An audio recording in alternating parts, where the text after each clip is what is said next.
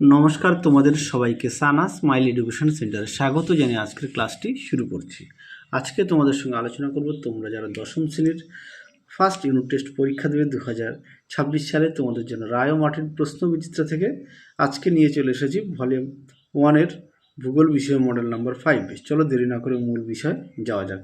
তোমরা যারা 2027 সালে মাধ্যমিক পরীক্ষা দেবে, তাদের জন্য তোমরা যারা ফার্স্ট ইউনিট টেস্ট অর্থাৎ 2026 সালে ফার্স্ট ইউনিট টেস্ট হবে, তোমরা যারা মাধ্যমিকের পরীক্ষার্থী অবশ্যই ভালো করে পড়বে, শুভকামনা রইল। চলো ভূগোল বিষয়ে সমাধান করছি। দেখো সেটটি কী আছে। বিভাগ কয়ে একটি গুরুত্বপূর্ণ বহির্জাত প্রক্রিয়ার উদাহরণ হলো উত্তরটা লিখবে ক্ষয় সাধন। অপশান ক। দেখো জলে দ্রবীভূত ক্ষয় কাজকে বলে দ্রবণ। অপশান গ।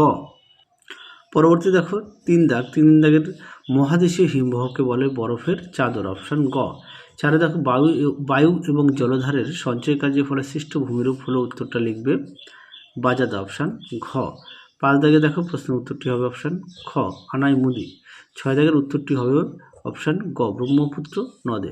7 দাগে আছে পৃথিবীর আর্দ্রতম অঞ্চলটি হলো মৌসিনরাম। অপশান ক। 8 দাগে দেখো কার্পাস চাষ সবচেয়ে ভালো হয়, উত্তরটা লিখবে কৃষ্ণ মৃত্তিকায়। অপশান ঘ। পরবর্তী প্রশ্ন দেখো কি আছে। বিভাগ ক্ষয়ে একে আছে শুদ্ধ অশুদ্ধ লেখো। 1 দাগের উত্তরটা হবে অশুদ্ধ, 2 দাগেরটা হবে শুদ্ধ, 3 দাগেরটা হবে শুদ্ধ, 4 দাগেরটা হবে অশুদ্ধ। পরবর্তী দেখো কি আছে। উপযুক্ত শব্দ বসিয়ে শূন্যস্থান পূরণ করো। একে আছে উত্তরটা হবে পুরাতন পলি মৃত্তিকাকে ভাঙার বলে। পরবর্তী দেখো প্লাঞ্জপুর ভূমিরূপটি গঠিত হয় নদীর কার্যের ফলে। 3 দেখো পশ্চিম উপকূলের দক্ষিণ ভাগ মালাবার উপকূল নামে পরিচিত। 4 দেখো উত্তরটি হবে পরিমাণের পর্যায়ক্রমিক। পরবর্তী দেখো বিভাগ গয়ের কি আছে। টিকা লেখো, যার প্রশ্ন মান হচ্ছে 2। একে আছে পুঞ্জিত ক্ষয় কি। দেখো প্রশ্নের উত্তর পুঞ্জিত ক্ষয়। দেখো পুঞ্জিত ক্ষয় তোমরা এখান থেকে এই পর্যন্ত লিখবে, উত্তরটি দেখে নাও। তোমরা অবশ্যই প্রতিটা বিষয়ে পাঠ্য বই খুঁটিয়ে পড়বে। পরবর্তী প্রশ্ন দেখো কি আছে। টিকা লেখো উপত্যকা হিমবাহ। দেখো তার উত্তর। দেখো প্রশ্নের উত্তর উপত্যকা হিমবাহ। উত্তরটি তোমরা এখান থেকে লিখবে, এই পর্যন্ত লিখবে, সঙ্গে অবশ্যই উদাহরণটা দেবে। এই পর্যন্ত এখান থেকে এই অবধি। পরবর্তী প্রশ্ন দেখো কি আছে। 3 দাগে বৃষ্টির জল সংরক্ষণে ভারতে কোন রাজ্য অগ্রণী এবং কেন। উত্তরটি দেখো। দেখো প্রশ্নের উত্তরটি তোমরা এখান থেকে এই অবধি লিখবে, দেখে নাও।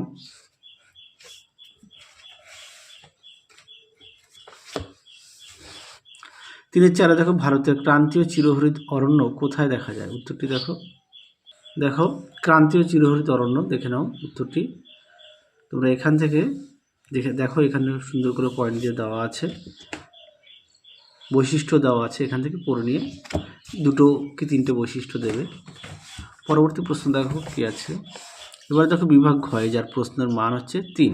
একে আছে ভারতের পূর্ব উপকূল ও পশ্চিম উপকূলে 5টি পার্থক্য। দেখো উত্তর।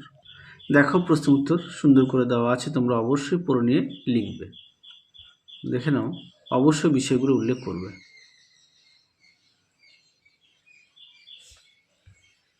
দেখো প্রশ্ন উত্তর। পরবর্তী প্রশ্ন দেখো 4-2 ভারতের মৌসুমী বায়ুর উপর জেট বায়ুর প্রভাব লেখো। দেখো উত্তর। দেখো জেট বায়ুর প্রভাব, উত্তরটি এখান থেকে এই অবধি লিখবে, দেখে নাও। পরবর্তী প্রশ্ন দেখো কি আছে। বারখান ও শিব বালিয়ার মধ্যে পার্থক্য লেখো। উত্তরটি দেখো। দেখো উত্তর সুন্দর করে দেওয়া আছে, তোমরা অবশ্যই বিষয়গুলো উল্লেখ করবে।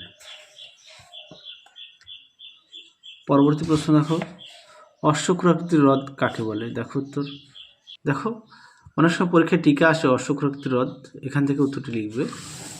দেখো উত্তরের বাকি অংশটুকু দেখে নাও।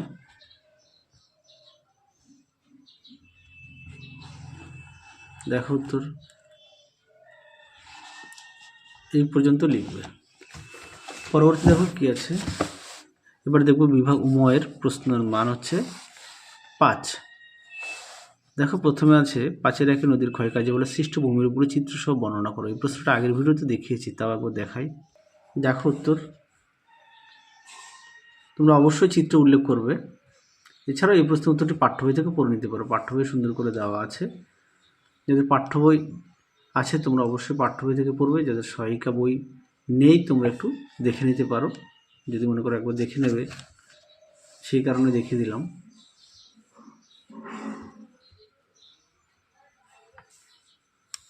উত্তর বাকি অংশটুকু দেখো, এই পর্যন্ত লিখবে। হ্যাঁ, এই পর্যন্ত লিখবে।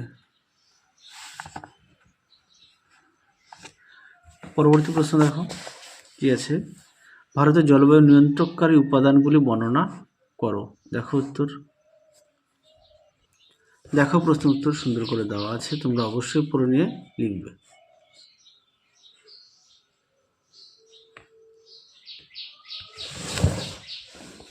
দেখো উত্তরের বাকি অংশটুকু।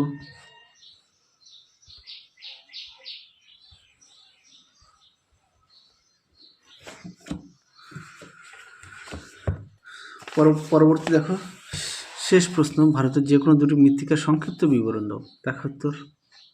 আচ্ছা দেখো এই প্রশ্নটা এখান থেকে তোমরা যে কোনো, এখানে দেখো মৃত্তিকার উল্লেখযোগ্য হলো এদের মধ্যে, দেখে নাও মোট 6টি দেওয়া আছে, এর মধ্যে যে কোনো তোমরা দুটি লিখবে, যেহেতু আমাকে দুটি চেয়েছে একটু দেখে নাও। পলিমাটি দেখো,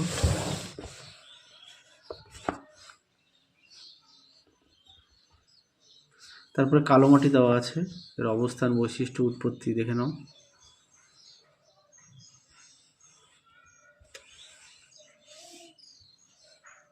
এখানে দুটোই দেওয়া আছে। হ্যাঁ, তোমরা এই পর্যন্ত পড়ে নিয়ে লিখবে। তাহলে চলো আজকের মতো এখানেই সমাপ্ত করছি, আবার দেখা হবে খুব শীঘ্রই তোমাদের পরবর্তী ভিডিওতে। তোমরা সবাই সুস্থ থেকো, ভালো থেকো, আজকের মতো টাটা।